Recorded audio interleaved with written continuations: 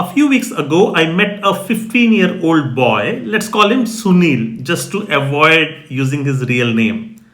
So, my wife and I went to attend a Diwali celebration for the Indian community here in Germany. So, most of our friends had brought along their kids. So was a friend who brought along Sunil. Now, Sunil is a born and bred kid in Germany, hence a different kid. The noise and garishness of the Indian celebrations got to his nerves, so Sunil decided to insulate himself from the environment and engrosses himself into his phone. So he puts on his earphones, and then his mother pulls out the earphone and asks him to enjoy the evening programs that's running on the stage and talk to people. But Sunil is least bothered. The bland and insipid food finally breaks his patience, and he is livid with his mother for bringing him to such a sad place and ruining his evening. I was observing Sunil all this while from a distance. I tried to break into the conversation with him, but my advances were rejected curtly. I offered him to sit beside me to chat up. He was not interested.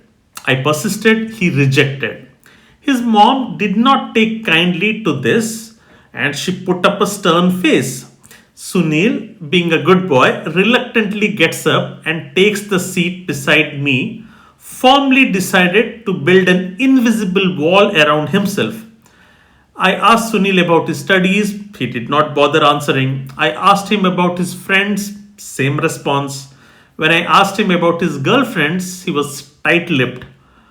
I tried to talk Instagram with him and offered to connect. He put up a firm no again.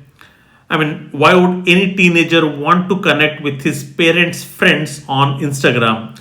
I understood. I kept posing questions to him in the hope of a breakthrough, and then it did happen. He gave me an answer finally to my question: what do you want to become in life? Sunil said he wants to be a programmer. When I asked him why he likes programming, he said he likes building websites. He started talking about some of the websites that he has built but not hosted yet. I told him that I had a few websites of my own, and that got Sunil interested. He wanted to see my websites. He was now engaging in a conversation. I showed him my Goals Driven Life website. I then asked him his bolder and bigger vision in 5 years. He thought through and said he did not have one. He wanted to be a programmer. I asked what did he want to build being a programmer? The next Amazon, Facebook, or Microsoft? He did not have an answer. I asked him if he explored writing a book before he turned 20, or maybe even start a company. While I was asking these questions on the possibilities, I saw his eyes glinting. And then he said, "You know what? If I try anything different and fail, I will be embarrassed before my friends. They would make fun of me." This was my favorite part. The next 15 minutes, I launched my armory. I helped him overcome his self defeating belief system. I told him how many dreams are crushed before being formed because people think they will be embarrassed by the society around them. I showed him my YouTube channel and explained him that I do this in spite of many of my peers making fun of me. I explained to him that in this world, doers will always be made fun of by the non doers. I gave him examples of many 18-year-olds who did things different from their friends and achieved greatness. I shared with him about Alex Bunyan, the 18-year-old boy who wrote a bestseller. I convinced him why dreaming small in life is a crime. I asked him for his address to send him a copy of Alex Bunyan's book, The Third Door. By this time, Sunil was under my spell. He interrupted me and asked me for my number. The walls were finally broken. Sunil let me into his world. His mother, sitting across, smiled. Here's what I have learned in the last few years. I tend to gravitate towards teens in any social gathering more than people of my age. This is because I see boys and girls in their teens as moldable clay that can be shaped into beautiful vessels. I see great possibilities in them, and it deeply concerns me when a 15-year-old is not dreaming big. Why should a 15-year-old not have glorious ambitions and visions of the future? What should stop them dreaming big at 15? At 15, one should be filled with possibilities and raring to go.